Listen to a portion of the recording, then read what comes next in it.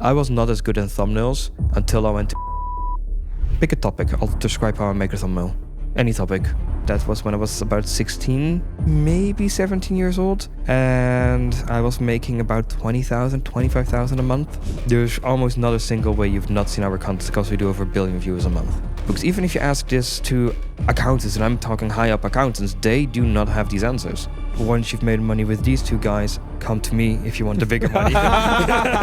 YouTube search is the best possible business you can start if you want to make anywhere from $3,000 to $10,000 a month within 12 months. All right. Wanner, welcome to the show, man. How are you doing? I'm doing pretty all right. I cannot complain. Awesome. It's great to meet you here for the first time in Dubai. But let's kick things off. Would you like to tell for the people listening and watching about yourself, who you are a little bit, like how did you get into this whole space, how long you've been doing it, and yeah, just about yourself. Okay, so in short, my name is Wanner. I'm 24 years old. I've been doing YouTube since I was about 6 years old. Okay. I started with RuneScape videos. I started stacking books on top of each other, putting a camcorder on that, and then just press record, even though you could see a 6-year-old reflection in the screen, but it was lovely. From there, consistently grew. In 2013, did a lot with Minecraft videos. And then when YouTube monetization started rolling out, I really got into that. And then there was no copyright checks, content ID. So I started a lot of compilation channels. And that's how I really got started from the ground up and started making my first few thousands of dollars. Damn. So you've been at it for a while now. 18 years. 18 years and counting. 6. I'm 24 now, so. You basically grew up with YouTube. Yes, YouTube is like my version of school. Yeah. Which is a very interesting topic, actually. Why? Tell us. Why? Because normally you go to school for 8 hours a day and you have homework, and that's how you're partially being raised. Yeah. So it's the way that you get taught things changes. So if I didn't know something, and they always say, when a kid is curious, he asks 100 questions a day. But normally they don't get answer to all of those 100 questions. Yeah. But if you're on YouTube and you're going to search for them, you get an answer to all of those 100 questions. Mm. So I started learning way faster than my peers, even if it was as simple as a math question. I was like, okay, how does this work? Okay, I understand it. Go next. And it's like, no, this is what we have to do for the whole entire week. And I'm like, so I watched a 3-minute video and I know the answer and it's correct. I know it's not the way you want me to do it, but I get to the same answer and it's correct.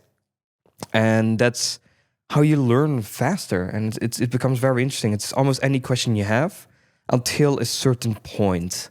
I feel like I've reached that point because the things that I want to learn right now, which is like with trust and international setups, that stuff is not publicly available on YouTube. No. Even if you try and search very well, there's videos explaining the basics out of it, but not explaining why you should do certain legal setups, because certain legal setups can also get you into trouble.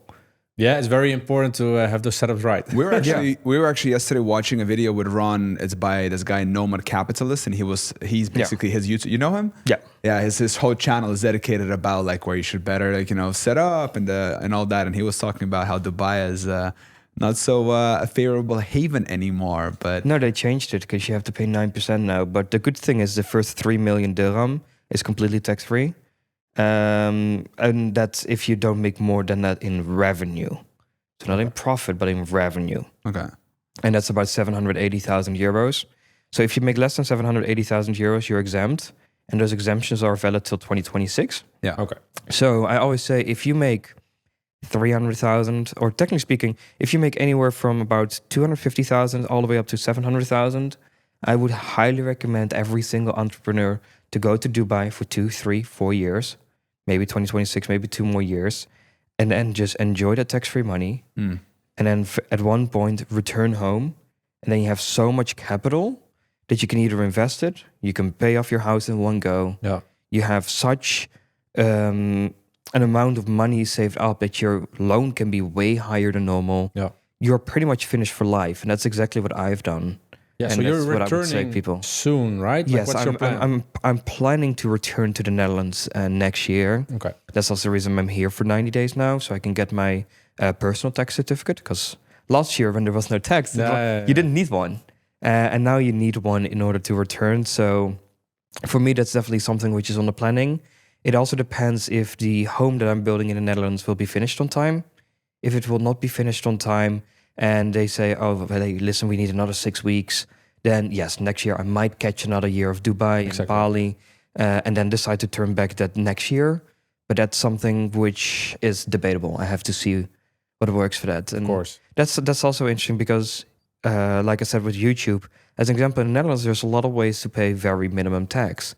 You can put up a chair in the Netherlands. Oh, tell me more. I'm from the Netherlands, so I want to know. Well, one of the things that I read, which I really want to get a proper guy on and understand, hey, listen, how does this exactly work? But as an example, you can start an organization and out of your BV or your LLC corporation, you can send 100,000 euros to that charity. And then the charity can invest that money. But the charity, the 100,000 euros, is a tax deductible event. Ah, exactly. So that's how you can already lower your taxes by 100K. I don't know if that's per corporation or per organization you make, or if that's for every BV you have. Because if you have 5 of them, you can do it 5 times over, maybe. I don't know. I'm not a legal expert. This is, by the way, non-legal advice. Just want to say that just from my own experience and my own research that I'm doing. But it's interesting what's all possible if you read outside of the books. Even if you ask this to accountants, and I'm talking high-up accountants, they do not have these answers. Exactly. You need to go to specialized people that read into this, that actually do this stuff. Yeah, and it's very important to do it right as well. Yeah, because if you don't do it right, you get fucked. Yeah. So let's go a little bit to the YouTube content you were making. Like, so you started out yourself, filming yourself, and eventually you started automating content, right? Yeah. Like, when did you start doing that, and like, what was your operation looking like? Like, could you maybe tell a little bit more about that? So my first operation was, I think, in 2015, 2016. This is when I hired the first, let's say, employee. Yeah. I had a friend that I paid 300 euros a month to every day make a video, a top 5 Minecraft song video. Okay. And post that on Game Cinema, which back then was my channel, Game Cinema Minecraft songs. And that was doing well. Eventually, he started his own channel. I helped him scale it up to the point where he was making about 3,500 euros a month. Also at the age of, I think, 15 or 16. That's crazy. That's like a normal income in the Netherlands. Yes, that's even more. It's more than a proper income in the Netherlands. We went to Miami with that money as well, which was hilarious. Just 2 teenagers flying all the way across the world, just doing stuff. And we went to Barcelona and stuff. All my money went gone on traveling. Yeah, but you had fun. Yeah, I had fun. That's the thing that matters. So I'm very happy with that. Then you get to the next point where I start hiring my first real employee. It was like not completely done legally way, but I paid her $5 per hour because it was like a freelance thing. But apparently, in Netherlands you have requirements where you have to pay a minimum of 16 euros per hour. But I was 15, so that's more than 7 years ago. So that doesn't matter anymore. Can't get caught for it anymore. But back then I didn't know that, so that's stuff you eventually go and search again. But she was in charge of making 3 types of videos. 1 video for sports cinema, 1 video for Vine cinema, and 1 video for game cinema.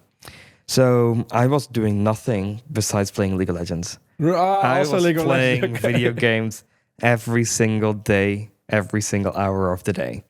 And I was making money. Back then, that was when I was about 16, maybe 17 years old. And I was making about 20,000, 25,000 a month. That's a lot for that age. That's crazy. Yeah, and I had 1 employee. And that was it. I had nothing to do. Eventually, I had one of the channels terminated. Why?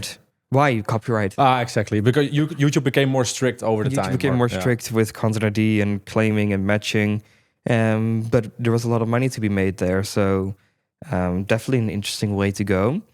And then eventually it was like, okay, now it gets terminated. And then when I almost turned 18, all my channels got terminated. From one day to the other day, all my channels got terminated. I was making 0. Please tell me why. I know a little bit about the story, but maybe the viewer or the listener doesn't know like why, what happened. What happened is that one of the channels actually got terminated, and then YouTube has this rule where if one channel gets terminated, it terminates all channels on that email. Okay. And then eventually all the channels got terminated, and I was like, fuck. And why were they terminated? Copyright. I got striked by Jukin Media, I think. Okay. The one is in charge of Phil Army. Okay. Because it was Phil Army, and they also have a sports division. People are awesome.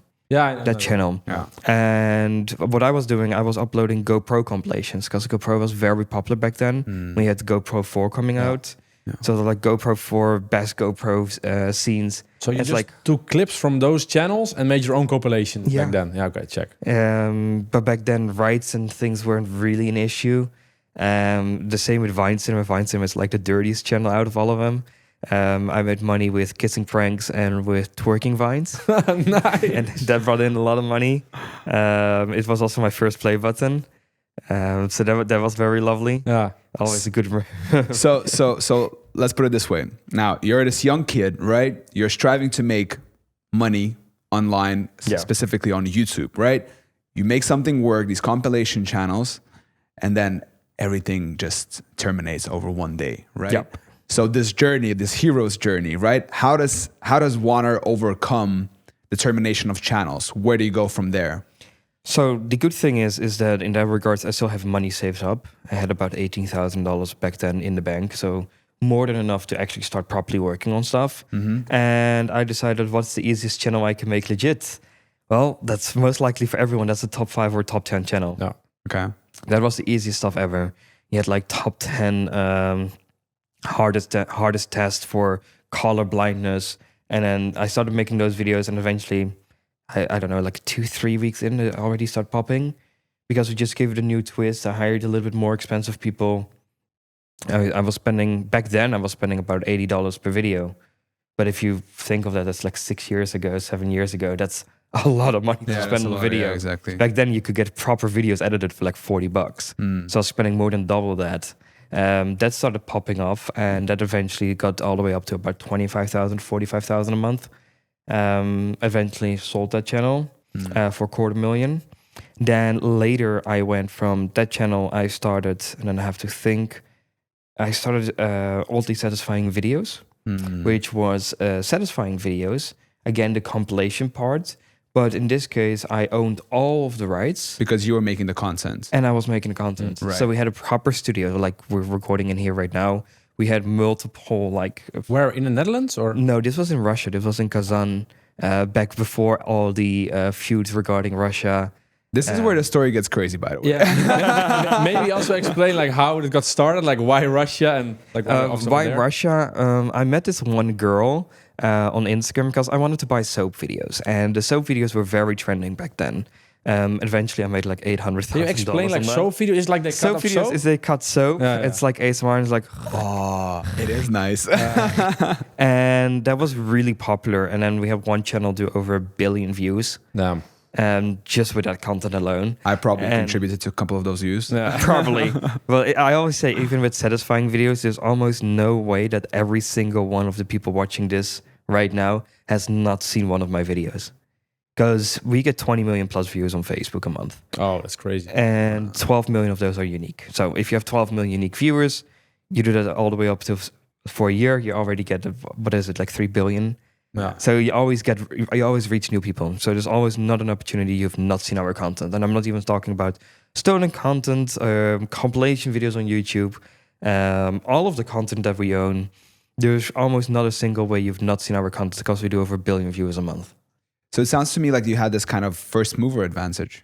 Is that correct? Yeah, I was one of the first channels. I was not the first. I was like the 3rd or 4th in the niche. Yeah. But we were back then working together with Aziland, which is a very well-known YouTuber.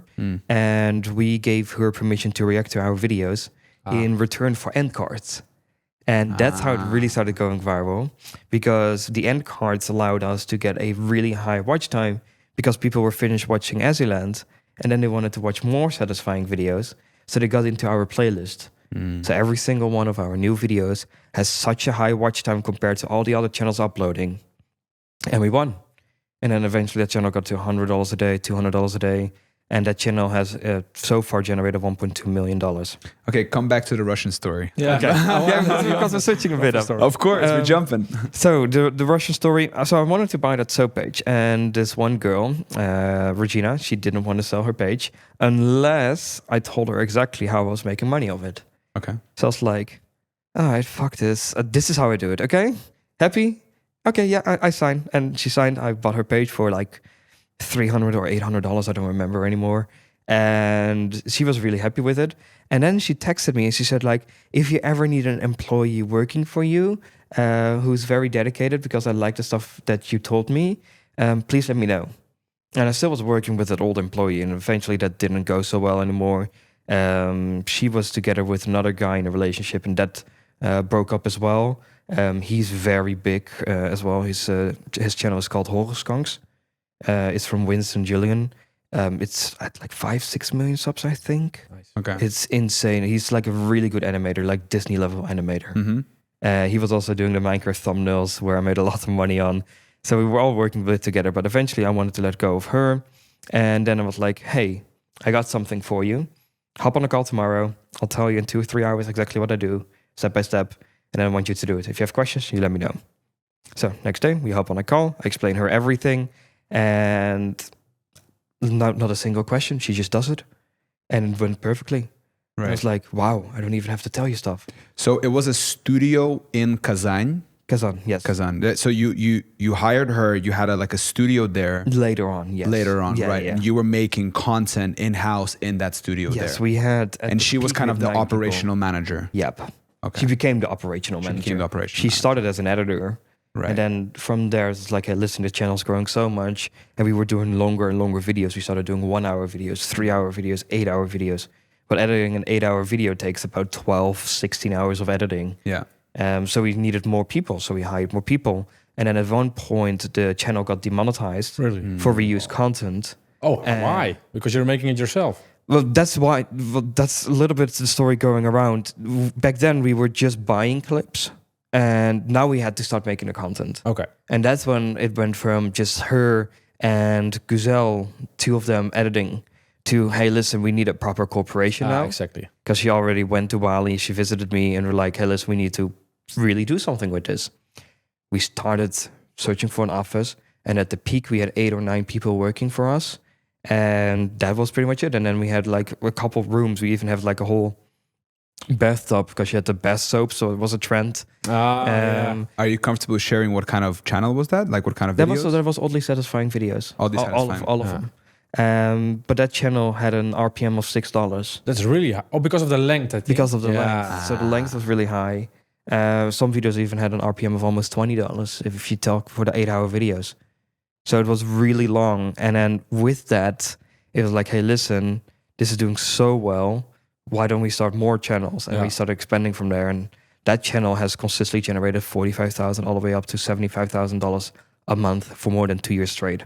That's really nice. Like with not a single day being lower than $1,500 for 2 years straight. You were purely focused on AdSense revenue, or maybe also some affiliate marketing? Only AdSense revenue. We did do a few sponsor deals. We had like a NordVPN sponsor deal when we were in our peak. We were doing like 1 million plus views per day, but then the RPM dropped again. So it was very interesting to see because whenever we went viral, the watch time decreases a lot, and then the RPM decreases. So it didn't really matter if I got 300,000 views per day or 1 million views per day. I was almost making the same money, which was very interesting because then it explores more audiences. Yeah, of course. So it goes to countries which are also not worth as much. So it's very interesting to see how RPM also influences with how popular a video is. Hey, quick interruption. Do you want to learn how to make $5,000 per month on YouTube without showing your face or making any of the videos yourself? Well, if that's the case, I've put together a free video training where I show you step by step on how I make $5,000 per month so you can replicate it and do exactly the same. Click the first link down in the description of this episode and check it out. All right, back to the podcast. And I also wonder with the affiliate marketing or with NordVPN, because the audience that watches those videos is so broad. Like how many people sign up for those affiliate deals? Do you know? I have no idea. I paid $1,500 for an insertion. That was it. Yeah, exactly. Yeah, makes sense because the audience that watches this is not in the market of looking for a VPN. No, but if you get 1 million plus viewers almost per video in your peak, then it's more also brand exposure. Those VPN companies are crazy. Yeah, they're sponsoring. They're sponsoring ExpressVPN. I think sponsoring Mr. Beast as well. Yeah, some of his content. Yep. So I think like it does have kind of a broader appeal. I mean, if you're in a country that you can't stream something, or if you're worried about there's so many ways you can sell VPN to someone. You know, are you worried about your data? Here as well in the UAE, like some things you can't access. Oh my God, the WhatsApp calls. Yeah. You tried calling me on WhatsApp. I tried calling you like 3 times. Yeah, it doesn't work. You need to put your VPN on prior to making the call for it to work. Yeah. So, but I'm also curious, like we are hearing a lot of different niches you tried, and we have a lot of beginners watching and listening as well. How do you identify those niches to go into? Like, what's your thinking process behind it? So this one is very simple because everyone overcomplicates it. And I literally was writing about this on Twitter yesterday. Okay. So that's very funny. I said, why the fuck do people make such a big issue out of finding a popular niche? Yeah. The easiest thing is to just search for stuff you like. Girls, I don't know why, they always like crime and horror and that kind of stuff. Yeah. But crime is the easiest and best example I can take here is just type in crime story time or crime storytelling. And whenever you have a new channel, so you make a new channel first, you type it in, and you're just going to click on every single channel you see. And then eventually you also go to the sidebar of those videos and click on more videos. So you're talking about going down the rabbit hole. Yeah, pretty much. So you click on everything for 10 or 15 minutes. Now your whole entire homepage is filled up with videos that are trending and are performing well. Yeah. And that's the prime example you need to have. And then you can take that data and see, if I make a thumbnail, is it better? Yes or no? If the channel that you're looking for, if they have more viewers on a consistent basis than they have subscribers, it's in the algorithm. If you have 25,000 subscribers and on average you're getting 400,000 views, are you in the algorithm? Yes or no? Yeah. Yeah, you're in the algorithm. Okay, so this is an interesting niche. So then you collect channels, you collect data, and you see, hey, listen, what are points I can improve? So for crime, this is really hard now. Why? Because there's a lot of channels doing longer videos in very high quality. The basis of the videos are normally between 30 minutes all the way up to 50 minutes now. So if you want to do something, you have to do it in compilation basis, but you have to do it with audio and the whole proper YouTube automation way, not just clips. So if you do it the proper way, you need to start making 5 insane criminal cases you've never heard about, or 5 criminal cases where the police was a that word. Yeah. And if you have those kind of titles with a very good thumbnail, you have this one officer which liked using how you say that, vibrators and stuff on children. So very wrong, but you use his face on the left and you say on the right, I like using toys. You have a very good thumbnail. Yeah.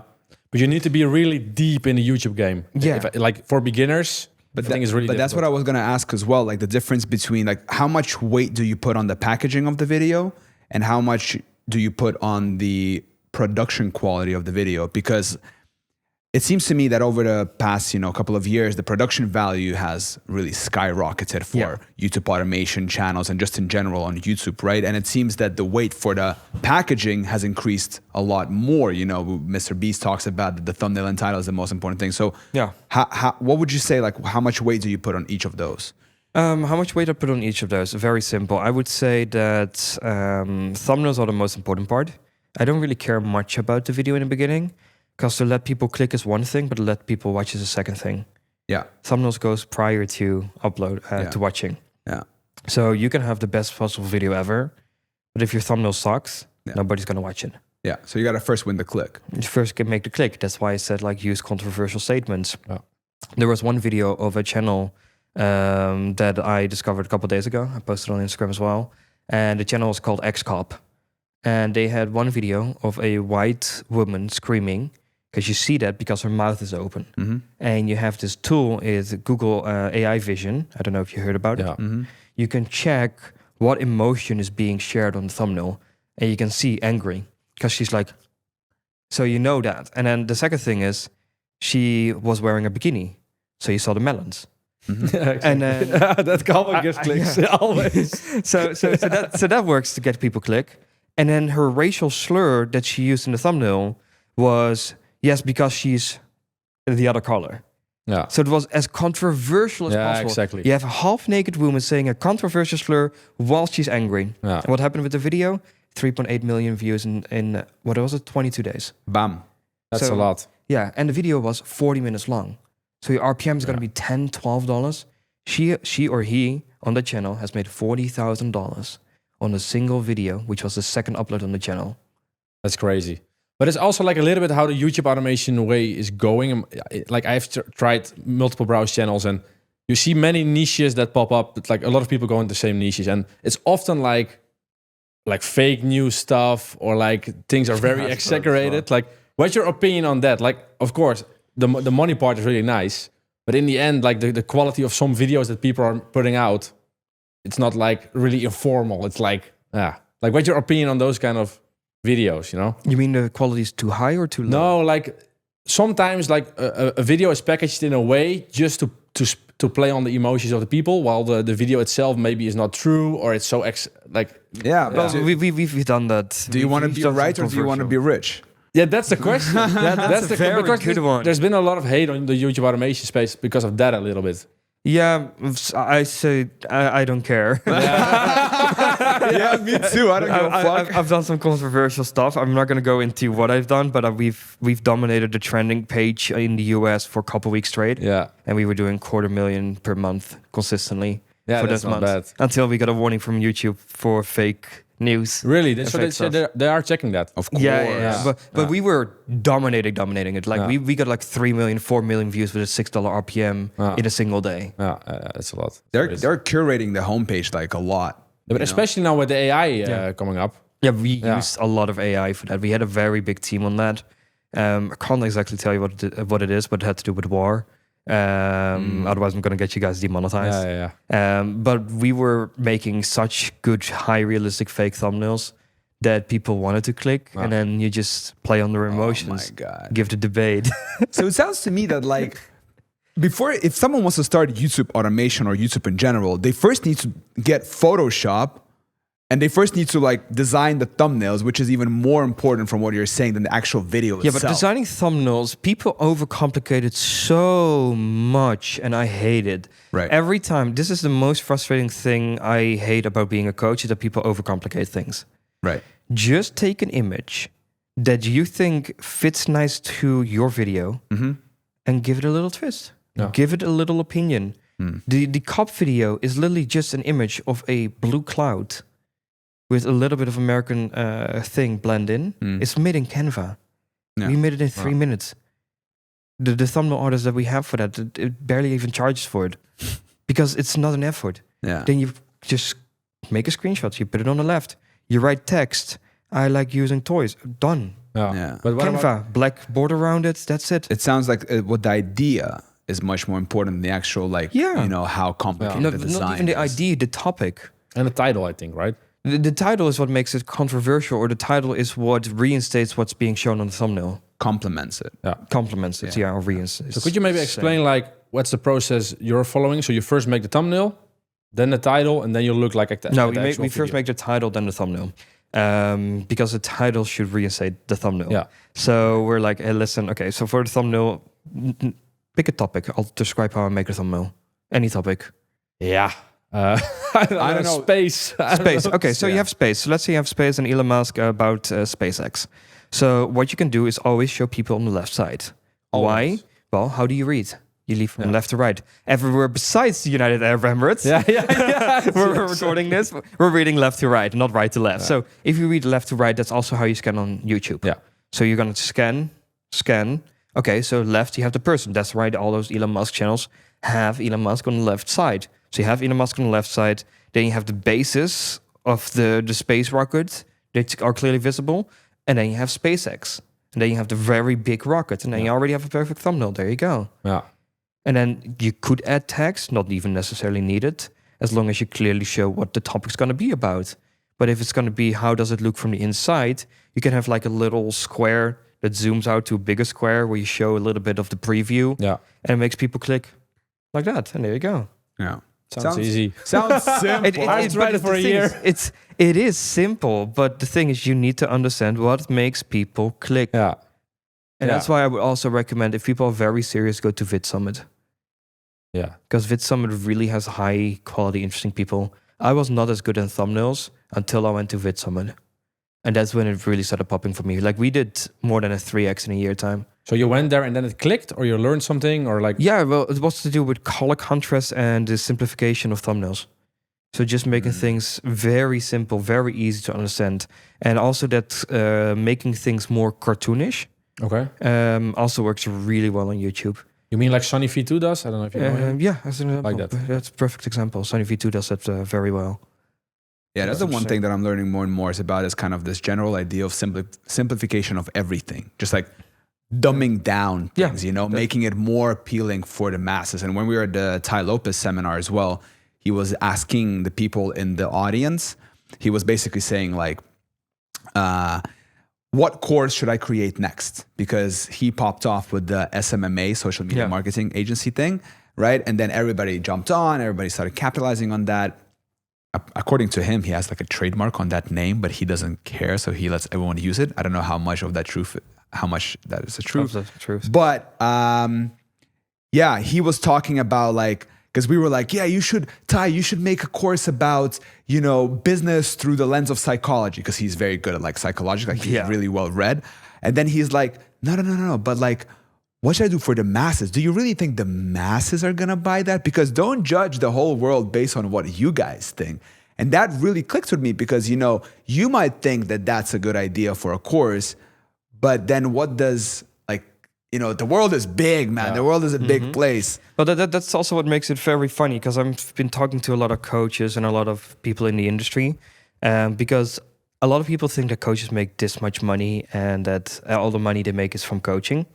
So for me, it's the whole other way around. I make about 90% of my income from YouTube. I make 10% of my income through my courses. But what do the courses do? The courses give me a network. And they make me semi-popular. People know me. People see, hey, this guy knows what he's talking about. And people invite me on podcasts. People invite me to come to dinners. People invite me to get a bit more knowledge. And if they're very interesting people, I'm willing to meet up. 9 out of 10 times it's more people bragging more than they actually have. So I barely take any meetings unless I want to initiate a meeting. But as an example, we had a lovely dinner. Yeah. It's like, hey, let's hop on a podcast. And now we're here. So then it's okay, fine. I know you're both doing YouTube search. You're doing something a little bit different than me, actually. It's definitely interesting. It's also an interesting debate to have over what is more interesting for people to start. Because I've been speaking to a lot of people with YouTube search. I find it very interesting. I'm always willing to buy up those channels. Yeah, I wanted to ask you as well. Because you had an interesting take about YouTube search. YouTube search is the best possible business you can start if you want to make anywhere from $3,000 to $10,000 a month within 12 months. Clip that. It is 100%. Can you elaborate? But why? But going past 10K a month is almost something that nobody does. Yuri, another person here, he does it. He does like 30K a month. We were literally talking about that like yesterday. Yeah. And there's 2 or 3 other people that are earning far over 5 figures. However, that's a process that takes years. Yeah. YouTube automation, we have some people that are monetized in 13 days that make over $10,000 a month within the first month. Yeah. That's not for everyone. That's an exceptional result. But making over 5 figures a month in 1 month is way more doable with YouTube automation than it is with YouTube search. True. So YouTube search is perfect if you want a good flow of basis of income on a consistent basis.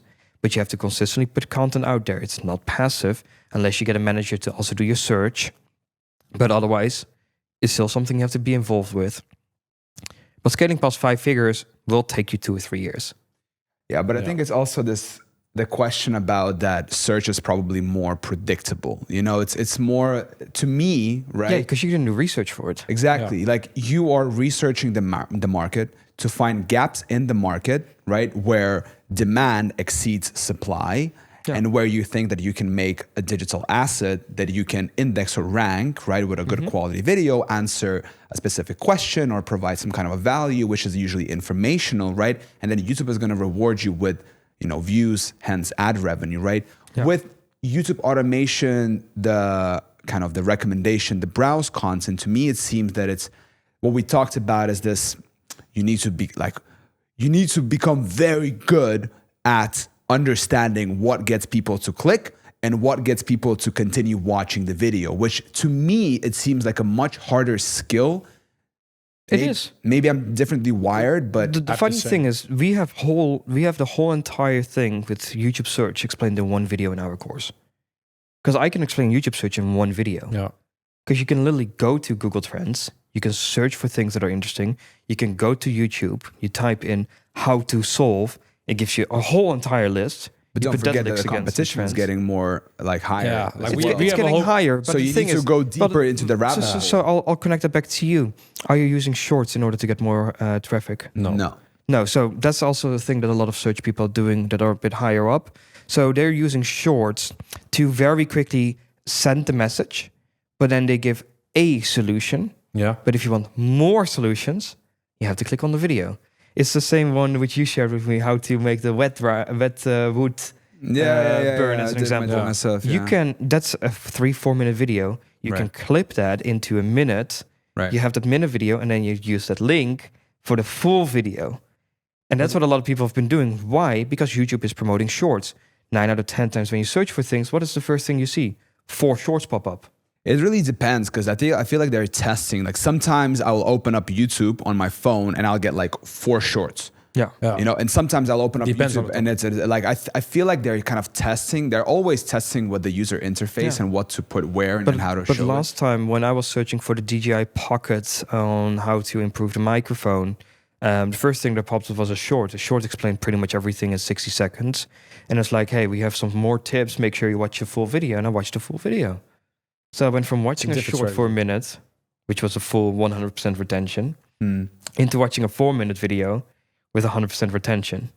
So it can be a very interesting thing to get additional traffic to your main videos and make more ad revenue. Yeah, it could be, but I feel like also it can add a lot of complications because, like, don't forget, people are starting out, they get overwhelmed with like everything, man. Like we had beginners, we had like a person in our coaching program. Shout out Julio. You know, he was starting out his channel, and then we had the first coaching call with him. Right, it was the first thing you do. Well, first you got to get a channel, right? And that, like, on the first coaching call, we're like, all right, how can we help you? He's like, yeah, all right. So I have this question about keyword research, man. I don't really understand it. I'm like, Julio, hold up a second. Do you have a channel? He's like, no. I'm like, all right. Rewind. Rewind. Affiliate marketing even, he was talking, he was like affiliate marketing. I'm like, rewind. Let's start with step number 1, So when you're talking about, and even like creating content, creating long form content, like even for search, right? What's challenging for people is even getting the first video up because you need to overcome a couple of hurdles, So then the shorts is a completely different format of a video. So that, in my mind, requires a different person, like a different editor as well. So I would suggest probably people start with the horizontals first and not care about shorts. And then once you have that in place, once you have that 100%. Dialed in, then you can move on to the shorts as well. Yeah, I agree 100%. You have to, like I said, you have to simplify it before making it more complicated. Yeah. And that's also with coaching and courses, which I find very interesting, is that people say sometimes that a course is really bad if they only have videos of 2 or 3, 4 minutes, but it summarizes the most important knowledge. Yeah. If you want to get in-depth knowledge, so we have a mix of 2. We have videos of 3, 4 minutes. As an example, we have a niche research video, it's 75 minutes. So we teach you exactly on how we do the niche research ourselves, so you can replicate it, but then in topics you find interesting. And with search, you have so many different categories in search as well. As an example, quizzes, they have search. Yeah. People are searching for emoji quizzes, Disney quizzes, time quizzes, math quizzes. People are also searching for everything. So you also have very much search traffic in those kind of topics. You have a channel called Quiz Kingdom doing 15 million views a month. And most of the viewership is coming from subscriptions, also people watching new quizzes. But it's also coming from search. And 15 million views, the RPM of quizzes is $3, 45K a month.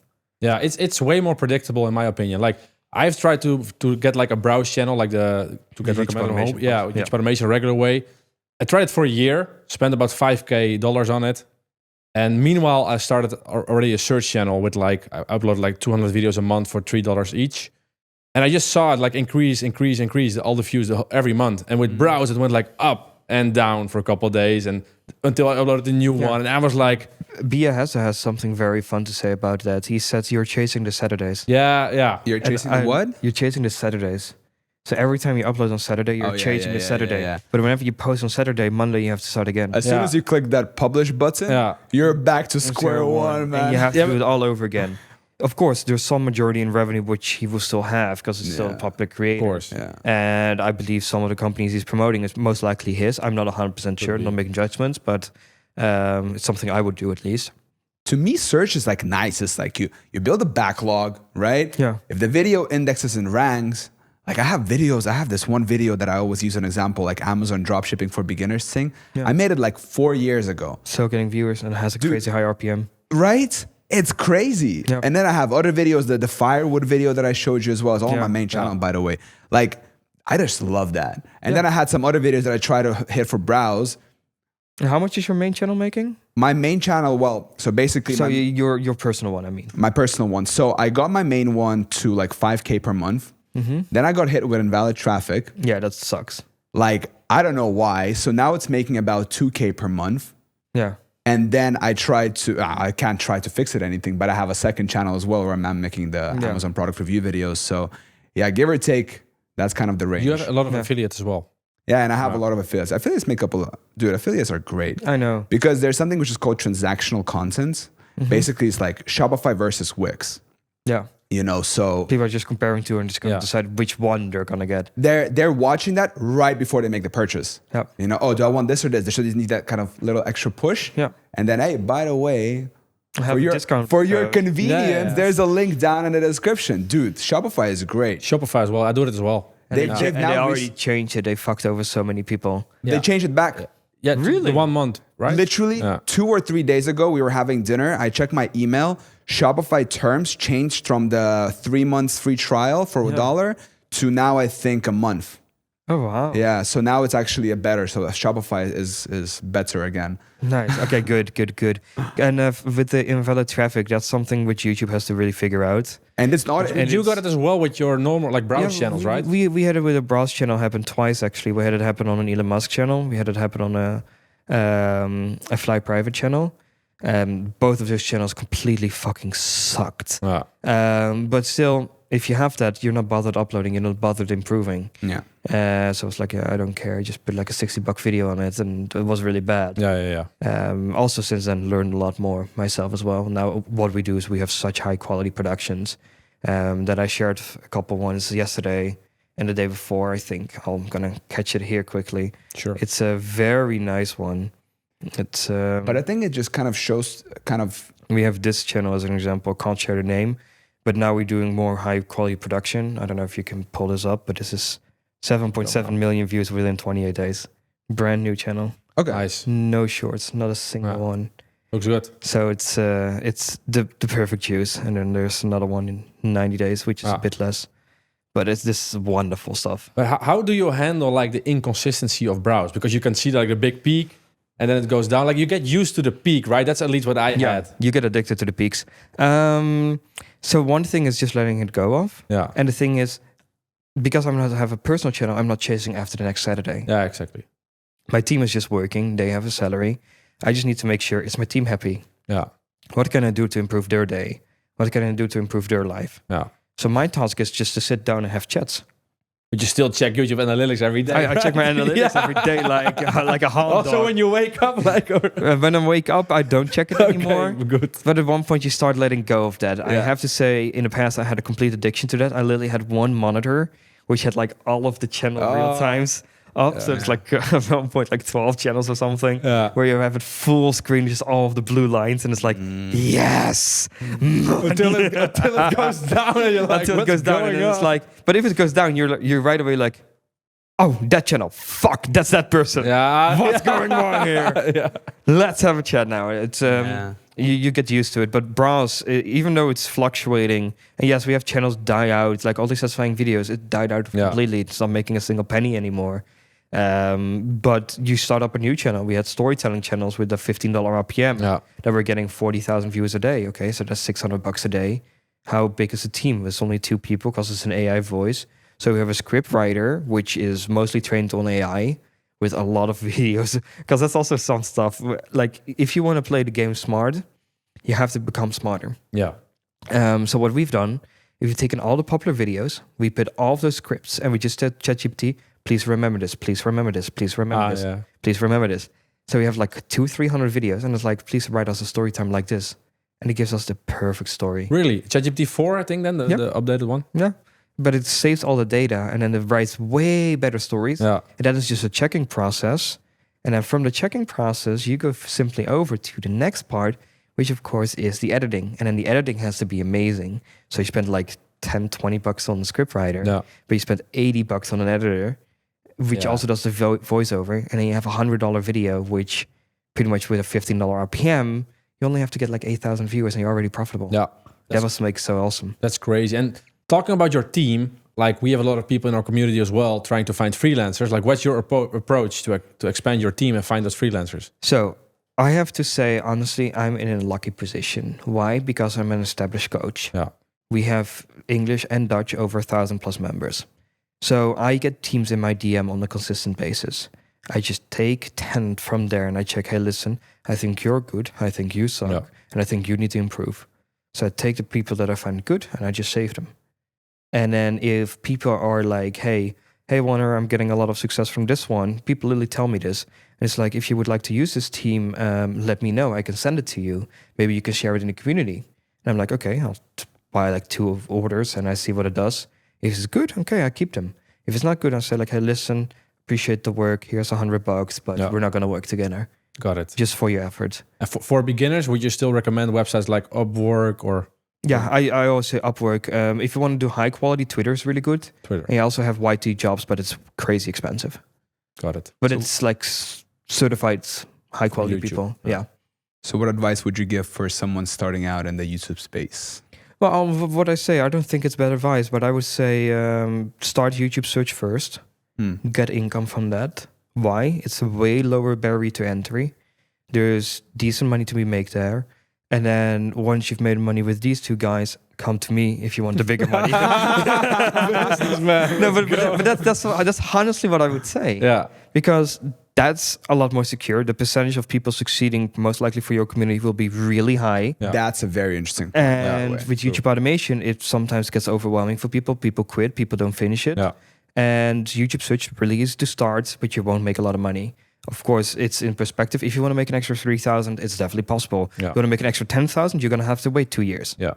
You most likely won't achieve that within, let's say, most likely you won't achieve that within a year. Yeah. Most likely it will take you 2 or 3 years to get to 10,000 a month. Yeah. But if you make $3,000 a month, you take that money and you're going to properly learn how to do YouTube automation. You're going to invest time in that because it takes a lot more time. Then you can scale fast by the 10K. We had one student example, was 17 years old, had a channel himself. He made it with AI, sold the channel for a good lump sum of money, then invested it into coaching. And 2 months later, now he has 3 channels, 2 channels of them doing $200 a day and 1 channel of them doing $100 a day. So he went from $3,000 a month with a safe channel, which he sold, invested that money, and now he's doing, what is it, 500, so that's $15,000 a month. Yeah, that's interesting. At the age of 17. So I would say first make it secure. And that's also quickly in between, because you said with coaches and programs, which is easier to sell with Tai Lopez. As an example, selling appointment setting or closing calls is way easier because if you know a lot of people, you can guarantee placement. So people have a guaranteed job. And it's really easy to teach people the basics of scripts, of making sure people buy, people in the Instagram comments. It's a way easier business model of selling. Because your statement would be, you want to learn how to make $3,000 to $5,000 a month from your phone anywhere in the world, location freedom. It's a way easier sell point than, hey, go build a team and have people make YouTube videos. So it becomes that barrier to entry again, where setting as a business model to sell as a coach is 100 times easier as it is for YouTube automation business. Bam. Yeah, that's what I would conclude. Wanner, thank you so much for your time. Thanks a lot. Yeah, no worries. Really appreciate it. No worries. Glad to help everyone out. You're going to find all the links to Wanner's accounts down in the description of this video. Take care. Bye-bye. Bye-bye. Bye-bye.